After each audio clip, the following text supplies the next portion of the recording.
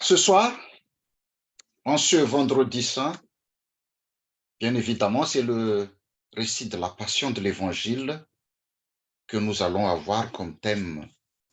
C'est dans le récit de la passion de l'Évangile selon Matthieu que nous avons lu tout à l'heure que nous allons prendre notre enseignement. Le but n'est pas d'idéaliser la mort ou de nous émouvoir devant les souffrances de Jésus. Nous n'allons pas tomber dans ce qu'on appelle la théologie de la souffrance, non. Parce que beaucoup de personnes se limitent et ne voient que les souffrances et les violences subies par Jésus et oublient l'essentiel du message.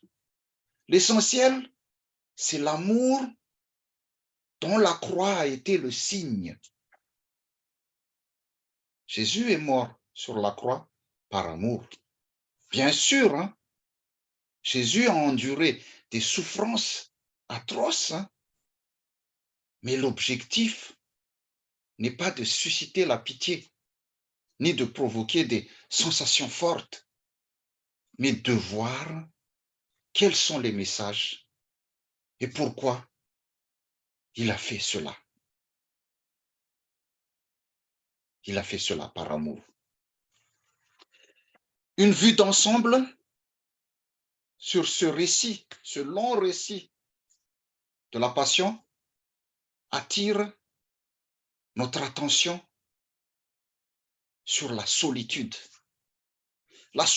totale de Jésus lors de la passion. Si vous regardez bien, dès le premier verset, on voit Judas l'a trahi.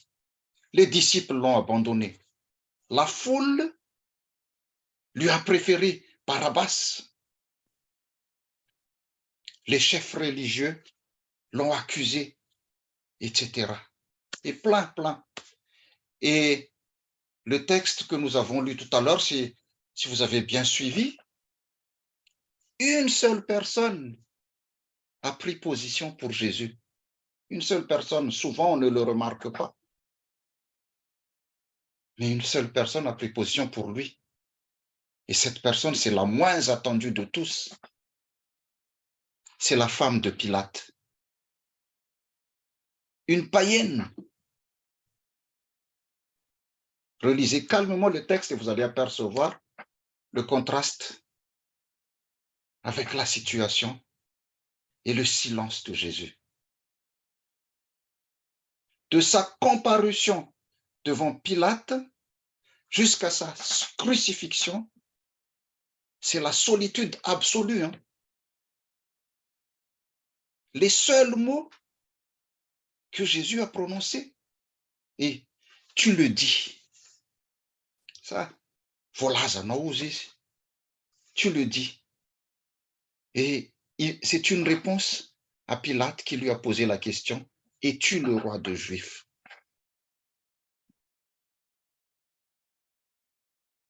Je dis bien, les mots, en fait, c'est les seuls mots pour se défendre. Il ne s'est pas défendu. Jésus ne s'est pas défendu. Pourquoi Jésus ne dit-il rien alors? Pourquoi? Il ne dit rien parce que, tout simplement, parce qu'il sait que personne ne l'écoutera. Personne ne l'écoutera. Non seulement il vit une souffrance physique, mais il vit aussi une souffrance, une vraie détresse mentale. Imaginez un seul instant l'abattement et la solitude de Jésus à ce moment précis où il a crié « Mon Dieu, pourquoi m'as-tu abandonné ?»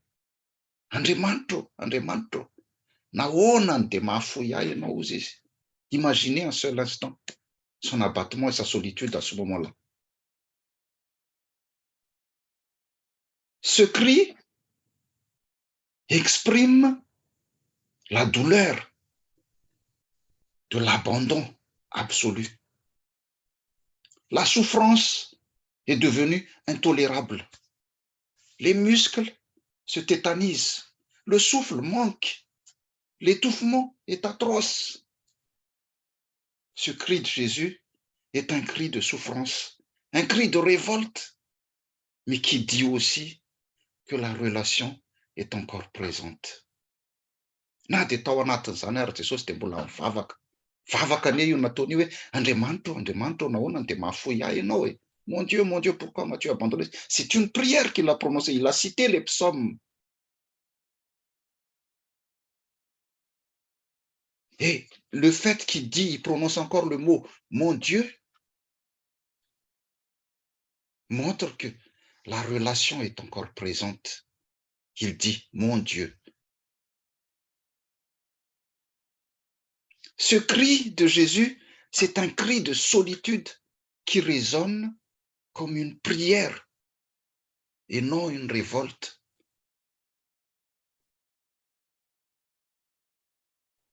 Cette solitude de Jésus, en fait, devait être la nôtre.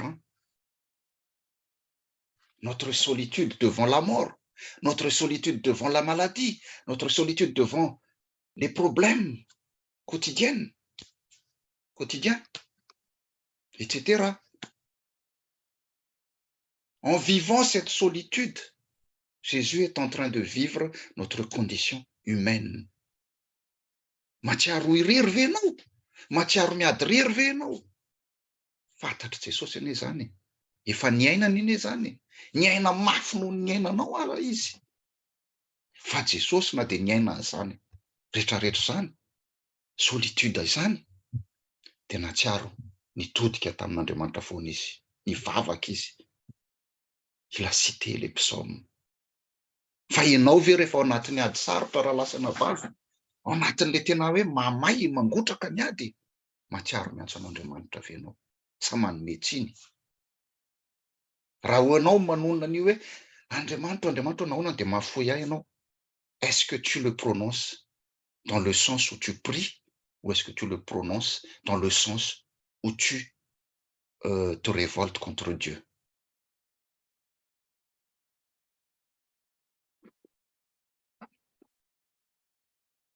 Tu es peut-être malade, tu peux implorer de lui force et courage. Si tu es accablé par tes soucis et tu as envie de crier, Dieu m'a abandonné. Rappelle-toi que Jésus a crié les mêmes paroles bien avant toi. Jésus a crié les mêmes paroles. Jésus a vécu les mêmes sentiments bien avant toi. En mourant sur la croix, Jésus n'a pas seulement porté nos croix, il a porté le poids de la croix du monde entier, de l'humanité tout entière. Non seulement il est seul et abandonné de tous, mais il subit aussi un incroyable déferlement de méchanceté, d'insultes et de sarcasme. Malheureusement, les hommes aiment bien écraser ceux qui sont déjà accablés et à l'agonie. Manao tsindry fa lavo isika malagasy zay. Rehefa hita fa lavo le olona dia vao mainka tsindriana. Voilà ce dont l'homme est capable. Voilà ce dont nous sommes capables.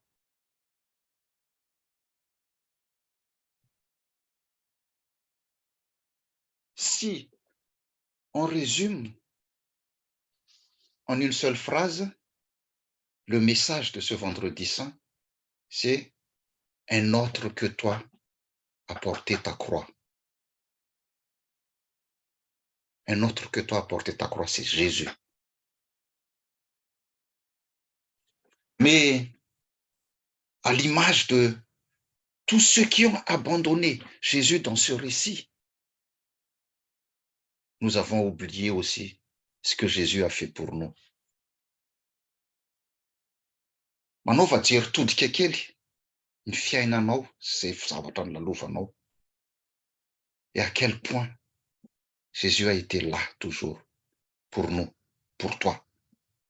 Les évangiles ont montré tout ce que Jésus a fait pour le peuple d'Israël. Guérison, résurrection, délivrance.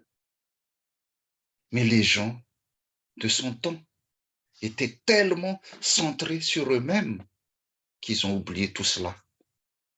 Une semaine avant, ils criaient « Hosanna, Hosanna ». Ça veut dire « Dieu, sauve-nous, sauve-nous, sauve-nous ». Et là, maintenant, une semaine après, ils crient « Crucifie-le, crucifie-le, crucifie-le ».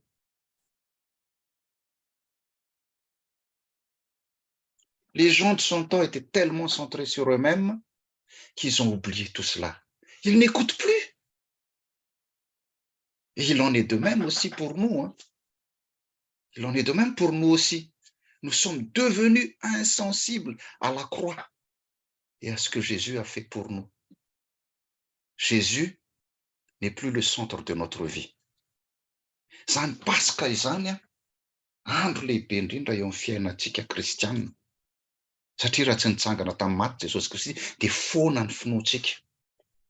Kanefa firifiry ny olona rehefa Pasika lasa mitsangatsangana na lasa mamonjy tsotononiko moa le fionan'ny malagasy anankiray iny au lieu d'aller louer Dieu ou remercier Jésus d'avoir donné sa vie pour nous. Nous sommes devenus insensibles à la croix. Jésus n'est plus le centre de notre vie. Nous l'avons relégué au second plan.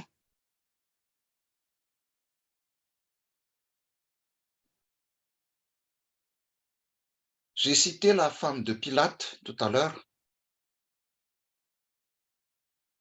À l'image de la femme de Pilate, qui a fait parvenir à son mari un message.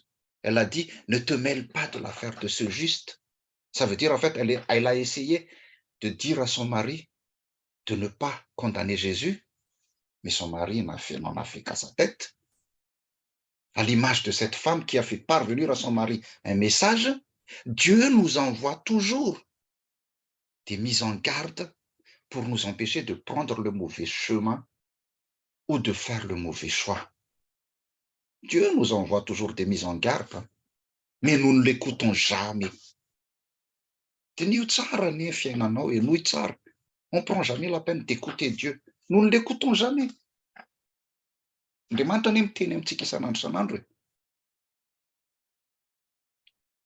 Fa tsika tsy manaiky iasany fanahy masina, tsy manaiky iasan'Andriamanitra, dia tsy maheno ny tenin'Andriamanitra amintsika isan'andro. Tsy maheno azy miteny amintsika isan'andro. Comme Pilate, nous préférons céder au désir du peuple, de plaire aux hommes que de plaire à Dieu. Nous préférons céder à nos désirs charnels, voire même des fois devant les gens pour faire le beau. On aime blasphémer. Comme les passants qui injuriaient Jésus. Minia mihodina amin'Andriamanitra. Isika matetika minia mihodina amin'Andriamanitra. Manamafy fo. Rehefa ilaitsika ihany Jesosy voatsaroantsika. Tsy mahatsiaro azy tsika raha tsy efa milaitsika izy rehefa voadona any amin'ny zavatra mahazo antsika any. Raha ohatran'izay ny fomba fijerintsika ry havana, dia aza gaga mihitsy raha tsy mihaino sy tsy mamaly anao intsony Jesosy. Satria ianao tsy mihaino azy, fa ny anao foana no asesika ao, izay ao anatin'ny sainao foana no ataonao. Rehefa mandeha tsara ny fiainanao, dia adininao izy. Dia rehefa voadona amin'ny fiainan'izao tontolo izao, ianao tsy zay hoe aiza Andriamanitra e? Moa misy ve Andriamanitra e? Nahoana dia mahafoy ahy ianao Andriamanitra? Nefa izy niteny anao foana nanoro hevitra anao, tsy nihainonao mihitsy izy. Mila mandiny tenitsika ny amin'izany. Mila mandiny tenitsika ny amin'izany. Au verset 45, du texte que nous avons lu tout à l'heure, au verset 45, Matthieu dit qu'il y eut des ténèbres sur tout le pays de midi à 3 heures.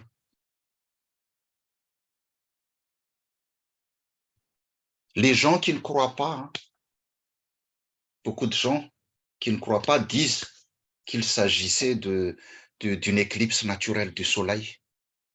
Mais non, car Jésus est crucifié la veille de la Pâque juive. Hein. Et la Pâque juive, qui est associée à la sortie d'Égypte, any amin'ny Exodosy toko faharoa ambin'ny folo any no ahitanareo an'izany, la Pâque juive tombait toujours à la pleine lune. Au temps de Jésus, en fait, la date était fixée au 14 Nissan. C'est mon fomba fanisany jiosy azy, jour de la pleine lune du printemps, si vous voulez. Cette date est dépendante du cycle lunaire. Les Juifs comptaient comme ça, 13 mois ou 13 lunaisons, ils appellent cela. Et non de notre actuel calendrier, hein. Notre calendrier solaire qui est de 12 mois. Mais en fait, les gens qui disent que c'est une éclipse solaire, la théorie de l'éclipse ne tient pas la route. Cette théorie de l'éclipse ne tient donc pas la route, car les éclipses solaires se produisent quand la Lune se place entre le Soleil et la Terre. Et cette configuration est impossible lors de la pleine Lune. C'est possible mihitsy nisy une éclipse anatin'ny pleine Lune. C'est juste une parenthèse, hein. Mais ce qu'on veut dire par là, c'est qu'il y eut vraiment des ténèbres. Et nisy aizina mihitsy ozy izy, maizina. Tamin'i Jesosy, nialaina teo ambony hazo fijaliana. Il y eut vraiment des ténèbres, car Jésus est en train de porter le péché de toute l'humanité. Fa ao tany zao tontolo zao dia tao amin'i Jesosy daholo, nentiny teo amin'ny hazo fijaliana daholo, et Dieu s'est retiré. Car Dieu ne peut ni cohabiter, ni coexister avec le péché. Ésaïe 59:2 dit, fa ny helokareo no hevitra mampisaraka anareo amin'Andriamanitra, ary ny fahotanareo no mampiafina ny tavany aminareo ka dia tsy miaino izy. Ce sont vos fautes qui ont fait séparation entre vous et votre Dieu. Ce sont vos péchés qui vous l'ont caché et l'ont empêché de vous écouter. Niala Andriamanitra rehefa tena hoe mitondra ny ota an'izao tontolo zao Jesosy. Ohatr'izay koa tsika rehefa tena feno fahotana isika dia miala Andriamanitra, tsy miaino antsika intsony. En portant nos péchés sur la croix, Jésus a fait l'amère expérience de la séparation avec Dieu. Tiana ambara amin'izany dia zao, sans Dieu, notre vie ne serait que des ténèbres. Raha tsy manana an'Andriamanitra ianao dia aizina foana ny fiainanao. Maizina lalandava, tsy mahita hazavana mihitsy ny fiainanao raha tsy misy an'Andriamanitra, raha miala amin'Andriamanitra ianao. Ny amaranako azy, dinio ny fiainanao raha lasa anabavy androany. Dinio ny fiainanao hoe manahoana ny fiainako. Miaino ao anaty aizina ve? Miaino ao anaty aizina ve aho? Sa ao anaty mazava? Mbola manana fanantenana ve za? Sa efa mila hamoy fo? Raha mahatsapa ianao fa mbola misy aizina ao anatin'ny fiainanao dia zao, miverena amin'ny Jesosy ianao androany. Verena amin'ny Jesosy ianao androany, dia apetrao am-pototry ny hazo fijaliana ny fiainanao manontolo. Apetrao am-pototry ny hazo fijaliana izay mavesatra aminao rehetra. Apetrao am-pototry ny hazo fijaliana ny adinao rehetra androany. Dia Jesosy no hifona ho anao eo amin'Andriamanitra hoe, ray io mamelà ny elony fa tsy fantan'izay ataony. Jesosy ny hifona ho anao hoe ray io mamelà ny elony fa tsy fantan'izay ataony. Ary miteny aminao Jesosy androany hoe, voavela ny eloko ao, ary amin'izao sisa izao dia aza manota intsony. Voavela ny eloko ao, dia amin'izao sisa izao aza manota intsony. Amen.